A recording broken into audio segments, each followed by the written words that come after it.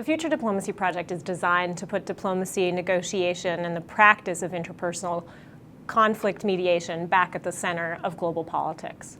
We here at the Harvard Kennedy School train 938 aspiring public servants every single year.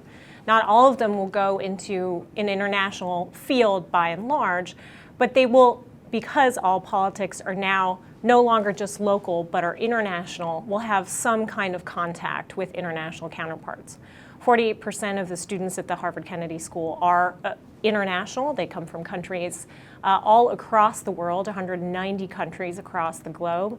So we are really trying to put the practice of negotiation analytics, the practice of mediation, and the whole understanding that conflict prevention through various different methods is a more effective way of really ridding the world of the kind of turbulence we have seen over the last couple of months. And so the only way to do that is to expose our students to those kind of fields, that kind of thinking early. The other thing that we do is we think about research, and we think about new thought processes. So we will try to be 2 steps ahead of the geostrategic and geopolitical game. We try to look at functional ways in which we can better equip our diplomats, US diplomats, but diplomats right across the globe, to better discharge of their responsibilities and of their role in critical international public service.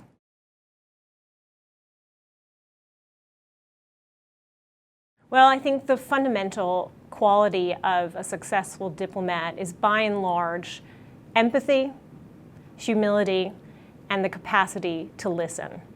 I think what we try to emphasize here at the Harvard Kennedy School, but is also done in training programs right across the globe for aspiring diplomats, is not only to know, of course, your history, your language, and everything that you're trying to carry into the world, but to have a deep and profound understanding of the countries that you're going to be working with.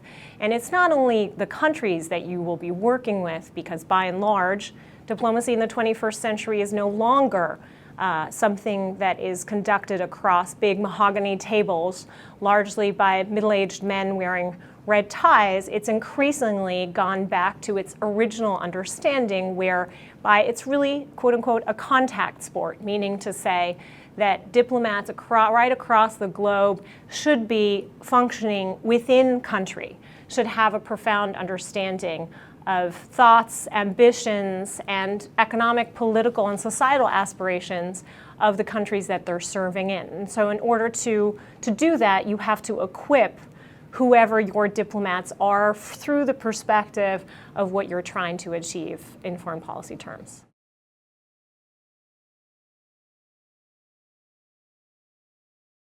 Well, there's no evidence to suggest that political appointees in the American system are any worse ambassadors or chief of missions than, let's say, career diplomats. That being said, and oftentimes that's, truly the way that the American political system has worked. The United States is not a Westminster democracy. And as a result, even our cabinet members don't necessarily have to come with a long-standing party affiliation. Oftentimes, they're experts that are appointed to their positions from the outside. So the fact that the president has the power to do has similar powers to do this with the diplomatic envoys, if you will, is just a hallmark of this system.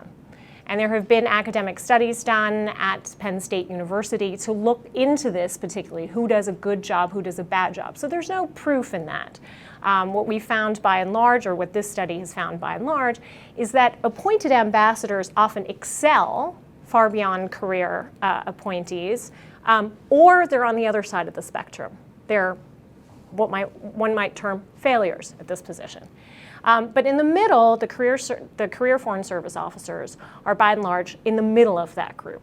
So there's really no judgment necessarily to be passed. I would argue, however, that recent experience has shown the better prepared political appointees are for these kind of roles, the better they might be able to achieve American objectives while abroad. I think it speaks in some cases very highly, and we've had very decorated, very effective appointees who have come from a world of business, who know how to manage large groups of people well. If you think about large, complicated embassies, They work because we now have, if you take, for instance, not that this would be an example of a political appointee because they would never go, but if you take the embassy in Islamabad, one of our largest embassies in Pakistan, you have there 11 bureaus that are represented. So not just the State Department, not just USAID. So in order to manage a living, breathing organism, which is much more, let's say, like a corporation, you need somebody who is able to wrangle all those sort of different individuals, but all the different portfolios. And in some cases, that might be a career Foreign Service officer, or that might be a political appointee who, let's say, has run a multinational international business. So the fact that the American system has the flexibility and allows the executive to think critically about what portfolios are important for the American national interest at the time isn't necessarily a negative.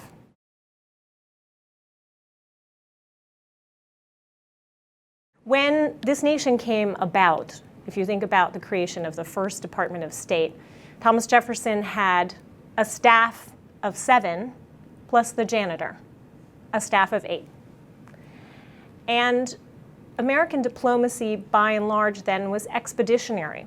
The purpose of American diplomacy in its early start was to keep this new country safe and to keep it economically viable. And certain issues are now the hallmark of American diplomacy: pluralism and economic freedom. Those are still very much cornerstones of American thinking across the globe. That being said, it's no longer necessarily the diplomacy of a Harold Nicholson, who defined diplomacy around 1919 and the post-World War I negotiations about the shape of the world, where it really is a relationship of states, sovereign states, with one another. Increasingly, we've seen the world change. Globalization has softened borders across the globe. You have a European Union across the Atlantic that has porous, if not entirely open, borders with one another. So you're now looking to prevent conflict, to look ahead in diplomatic terms in a way that you have to use a tool set that goes far beyond just a face-to-face interaction with a state representative. Looking at the threats that confront us now in the world, whether it's pandemics, whether it's the threat of global terrorism, these are non-state actors. So just a conversation across the table is not going to get you to be able to solve what we call the root cause of conflict. So partially, when we think about statecraft, it's become a vision that's much more inclusive. A phrase coined over time by Dennis Ross and others to include this idea that we need all of our tools within our foreign policy toolkit, some of which might traditionally have been considered domestic.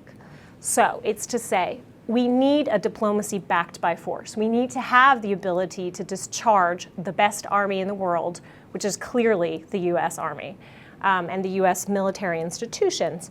And at the same time, we need to be able to bring in whatever it takes to stabilize areas of conflict. So sometimes that's economic aid. Sometimes that's empowering women. Sometimes that's preventing pandemics. So sometimes that is mastering and putting out our healthcare experts across the globe. So in order to create what is in our global interest, a more peaceful, a more stable world, you have to be able to deploy all the assets. And some of those are no longer traditional remits of the US State Department.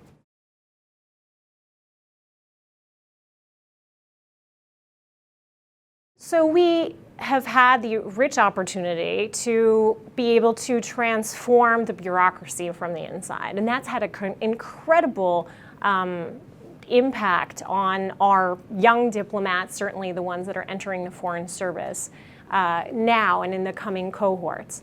The Rogers Act in 1924 brought together sort of more of the expeditionary diplomacy, the missionary diplomatic pieces, with the sort of protective ideas of U.S. diplomacy in a functional. So you finally brought together consular services and what was considered the diplomatic piece of it. And you created a competitive entry system. So the idea was that foreign service would be just that. It would be meritocratic. Later on came this idea of up or out. So the idea that you would progress or you would leave. So that's something that's very different in the American system of foreign service or within the bureaucracy. So this idea that if you don't move up, if you don't do a good job, you leave the institution. And you have not had that in many, for instance, European systems of diplomacy. You enter for a long period of time. You entered when you were quite young, and you stayed. And you became truly a career foreign service representative. And in our system, we have throughout, particularly since World War II, which was really a watershed moment for American diplomacy in terms of the foundation of the institutions that build the international system, seen successive reforms within the service itself to really create, ideally, and we're still working on it, a nimble core and a core of really truly individuals who are able to conduct what Secretary of State Condoleezza Rice called transformational diplomacy. So people who can go out and who are now required to go out into hardship positions and engage in multiple languages with people truly in the field. And that's really been a successive series of reforms from the Rogers Act right through 43, 46, where finally you bring intelligence into the State Department, you bring policy planning into the State Department in a way that few other ministries of foreign affairs are able to do it around the globe. And then you continue to change the Foreign Service entrance exam, the ability to train people consistently and bring them home in a way that they don't lose touch with what are key American values. And so through the 80s and now again, really since 2004 with Secretary of State Condoleezza Rice, but then again in rethinking what constitutes 21st century diplomacy with Secretary of State Hillary Clinton and her issues and reforms around the quadrennial diplomacy and development review. That has been absolutely critical to figure out how we can have a whole of government interlinked approach in the way that America faces the world.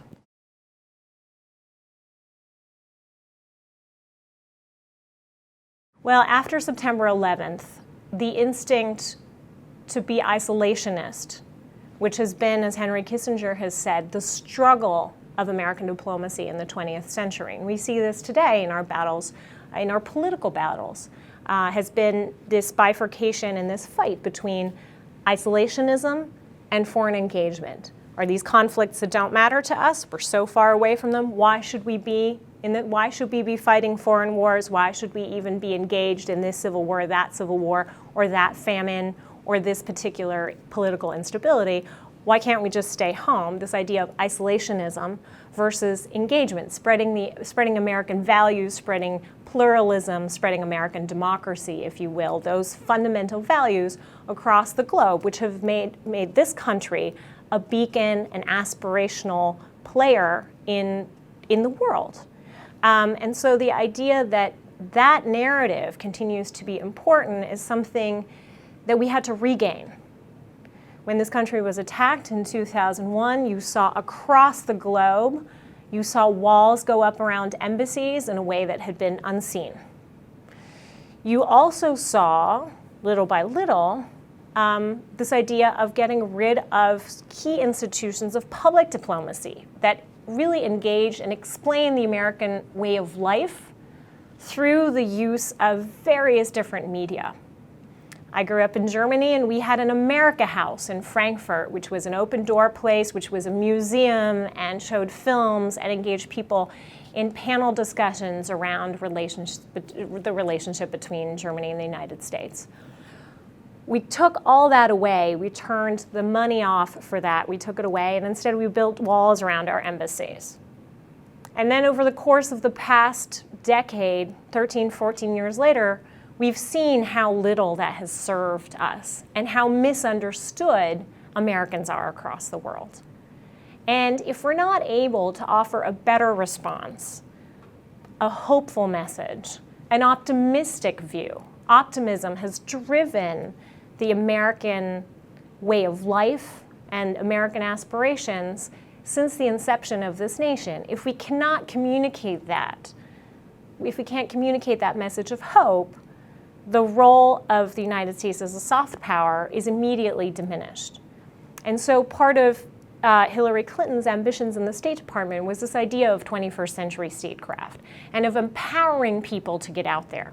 And part of the way that we were trying to keep our diplomats safe as they went out and engaged actively with the public, whether it was in schools, in healthcare centers, and provided services that would work and that would really attack, quote unquote, or get to solving a lot of the critical problems, whether it was in healthcare infrastructure in Africa, or in things like cattle raising across Africa, where the State Department and USAID have been critical, is the use of technology. So it's partially, cell phones are everywhere. We have more cell phones than toilets across the globe.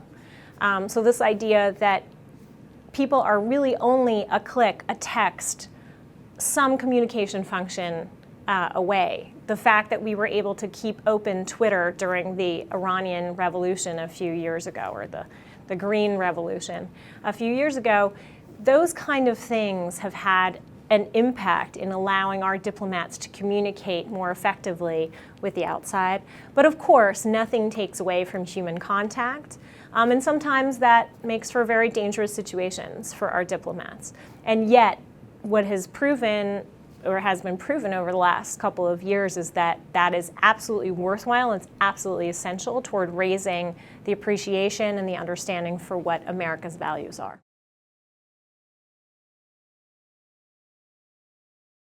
I think the number one understanding what we need to do is raise the understanding among the American population that diplomacy bears risks, and that our diplomats make sacrifices every single day.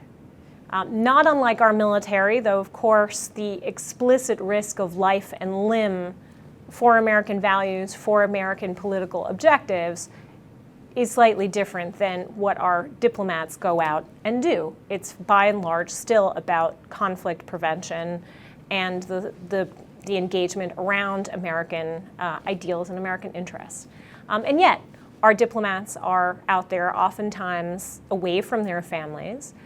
We've seen the creation of some very nimble diplomatic structures, like the START initiative that works out of Embassy Turkey and gets humanitarian assistance across the Syrian border to Syrians in need, where we no longer maintain a fixed embassy. Now, these are people that live in apartments all across Turkey, are without their families for an extended period of time, but are doing an incredible job at, preventing or mitigating the terrible effects of this ongoing Syrian civil war that's displaced over 9 million people. So those kind of people work within the American diplomatic system, and I think it's worthwhile to note to the American public that that's the kind of work that goes on, and there are daily sacrifices involved. That being said, of course, since the 1960s, we have lost over 200 American service personnel that are working in the widest sense in the diplomatic arena. And of course, the most vivid were things like the Iranian hostage crisis. We only lost 2 hostages, if you will, but that left a mark on the American soul and the American memory. And then, of course, the Benghazi attack, and most recently, the loss of our very young 25-year-old diplomat, Ann Smedinghoff, in Afghanistan. So diplomatic service, foreign service, is by and large a public service on the front lines. So because it is a public service on the front lines, it comes with risks. But we're using the incredible richness of our technological environment. If you read Henry Kissinger's book, the last entire chapter is dedicated to technology, and he's asked Eric Schmidt and Jared Cohen of Google to advise him in thinking about how does the new world order look with the advent of technology. So the fact that you are a tweet away or a piece of or a text message away from teaching a whole swathe of women across India and or Africa how to effectively manage money, how to effectively grow their own minute businesses, how to improve prenatal care across Africa, which is an initiative that has been pushed out by USAID, often in disparate places where our diplomats can't get. for infrastructural reasons, never mind the security. So the fact that you're coming up with products, that you're partnering in a new way with technology, with industry. So the idea is that you're getting private partners into the work of diplomacy, into the work of the national interest. That's really been a watershed moment in the way that we function as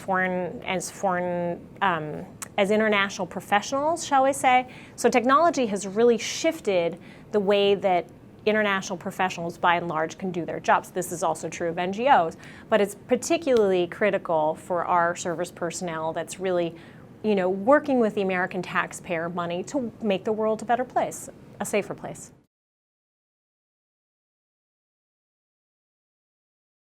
Well, first of all, we have, of course, institutions that govern a lot of these kind of negotiations, and a whole cohort of diplomats that, since the creation of these multilateral institutions, whether it's the United Nations or whether it's the Organization for Security and Cooperation in Europe, have become accustomed to dealing with one another and have become accustomed to working out very difficult multilateral negotiations oftentimes.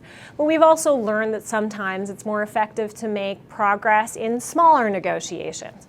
We're now looking ahead to COP21, which is the acronym for the climate change negotiations that we'll be looking at in Paris in 2015. And there, we're already speculating, is it going to be one large multilateral deal that's going to bring all powers on board in the goal to really reduce and mitigate the effect of climate change, or are we going to have to settle for smaller deals, for prototype deals that then we take ideally and push toward a larger group of including a larger group of countries?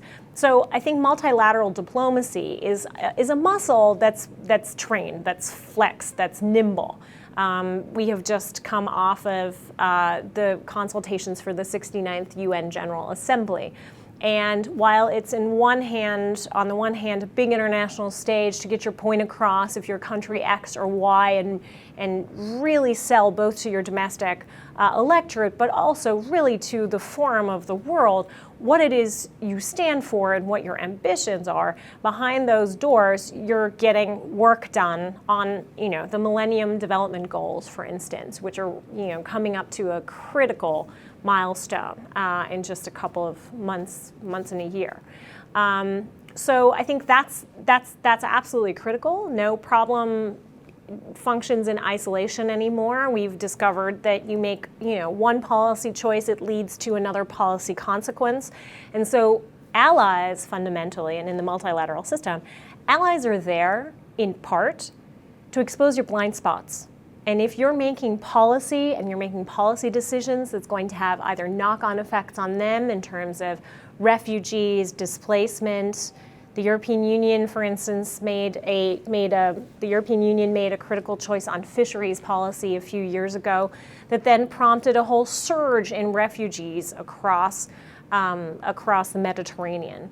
And so that's when allies, particularly the European Union, for instance, working with the African Union, can say, look, here's what's going to happen. And I think that is an absolutely critical, basic point of multilateral diplomacy, is this understanding of what are the effects of policy, how does it come together, does it really help and or hinder, prevent conflict, or in fact, can it be detrimental to progress that you're trying to make on the long term? And that's why, for the average consumer of international policy, it's so complicated. It's so complicated to understand. These are talks that go on for a long time. Our climate change negotiators, frankly, are exhausted. So if we don't get the deal done in Paris, if we don't get some kind of deal done next year, that's why it's considered a watershed moment. We've got to give these people, our climate change negotiators, some room to breathe and some ability to get something done.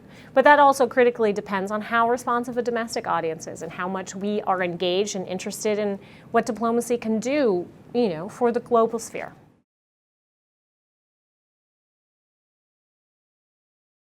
No, I think supporting the effort comes, in a way that suddenly our State Department is starting to look outside, is looking to private providers. That's really a watershed moment. The fact that when Anne-Marie Slaughter ran the Office of Policy Planning within the State Department, she developed, given her legal background and expertise, a public-private contract model so that you could bring in technology. Hillary Clinton had this whole idea of bringing hackers into the State Department, into Foggy Bottom, the hallowed halls of the State Department. The idea being that while we can't control what's on the internet, that would be an anathema to our understanding of freedom, liberalism, and pluralism. We can help nascent movements, democratic movements, protest movements, particularly, of course, back then across the Arab Peninsula, communicate with one another. They don't even need to be communicating with us so much. But America will be supportive of, by and large, democratic movements and of a connection of people. So the idea that you would have internet in a suitcase and that the State Department would be fundamentally steering that kind of development is truly a watershed moment in American diplomacy. The fact that we would use the tools that are in our backyard, a close collaboration between Washington and Silicon Valley, is truly something that's unheard of, and frankly, that ministries of foreign affairs across the globe are insanely jealous of, because we have capabilities, capacities here that don't yet, in some cases, stretch even to some of our most developed allies.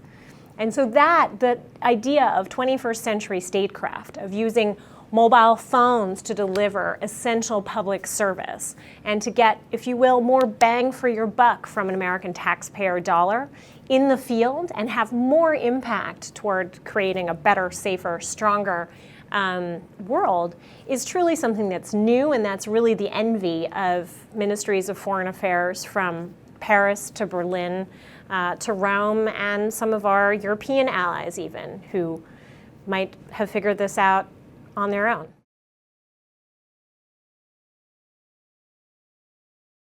I think that would be the hope, and I think the State Department would say of itself and of its staff that it has done this consistently, and it has been engaged internationally in a rich way, really truly since the attack on the homeland. It's been a totally different approach to outreach and engagement. And so I do think that there has been more emphasis, and there's been more demand for it, frankly, because as you said, our military is exhausted, our resources seem depleted. That's certainly how the American public feels. And so when Secretary of Defense Bob Gates in 2008 gave that now very well known, very well read, and very well received speech about the importance of diplomacy and the importance of equipping the State Department with resources that would rival and or really at the very least match the kind of work being done at DoD, I think that's absolutely critical. I think diplomacy needs to be backed by force to have an understanding, to really be able to categorize conflict or to be able to sometimes separate warring partners to bring in the beginning of a diplomatic negotiation, right? So there's got to be the element of being able to discharge force. That being said, diplomats should, by and large, be in the front line.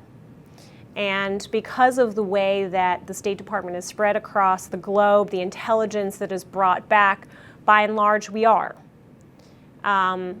The public has to become much more aware of the critical role that American diplomats across the globe play in keeping the world safer, in really spreading the critical messages and a better understanding of global safety and security.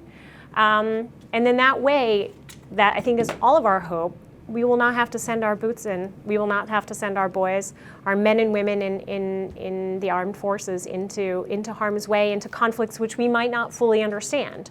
The ideological, political ramifications we might not fully yet understand. So that kind of intelligence, that kind of know-how that truly only our diplomatic corps can have, being as they are on the ground, is something that's absolutely invaluable. And increasingly, as conflicts become more and more permutated and no longer as clear-cut as warring forces on either side, they're going to have an even greater role to play.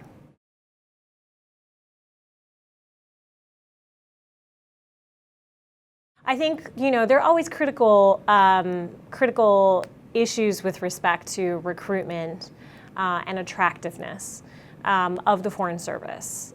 We talked about this already. But the Foreign Service, by and large, it's a difficult profession. To choose this kind of expeditionary job where you get moved around the globe every couple of years, it can be a very exciting proposition, and when people start making plans for their lives, it can be a very limiting proposition. If you think about reform within the State Department, in the 1970s, women, once they married, were required to leave the service. So in order to make the service more attractive, you really have to make the service be a mirror of the American reality. And we are fundamentally a pluralist, inclusive country, and as that being our primary soft power, this idea of optimism, this beacon of hope that the United States still represents for people all over the world, our people have to be able to represent that. And our people have to thus be pulled from all walks of life. They have to be trained appropriately. They have to be increasingly trained in the use of technology, and this has to go right through the House. I think the Quadrennial Diplomacy and Development Review is a document that is really now manifesting what people within the House are saying. Here's what we need to do our jobs better. And the fact that we are listening really in bureaucratic reform, that we're borrowing from the private sector, that we're trying to figure out how to better train and equip the people that enter the Foreign Service and create better linkages between the civil service and the Foreign Service, and then potentially think about what might be new ideas in American diplomacy, expeditionary diplomacy, to put the people who want to be at the front lines into the front lines, give them the linguistic training, give them the security training, make sure that they're doing the most difficult jobs, and then trade them out and allow them to leave the service potentially. There's a lot of different ideas floating around, but by and large, I think it deserves to be said that it is the most nimble bureaucracy compared to, or the most nimble Foreign Service for a country of its size, for the country of its diversity around the globe. India has an exceptionally small Foreign Service. The only country that has really been able to integrate its diplomatic efforts and its defense efforts in that way is a very small, totally different country up in Northern Europe is Denmark. And so the kind of work that we're trying to do, this whole of government approach within the U.S. State Department, is a rich exercise. It's not going to get done overnight, but it's something that I think everyone within the bureaucracy and within the executive certainly has realized is absolutely critical for the future of American diplomacy and American ambitions in the world.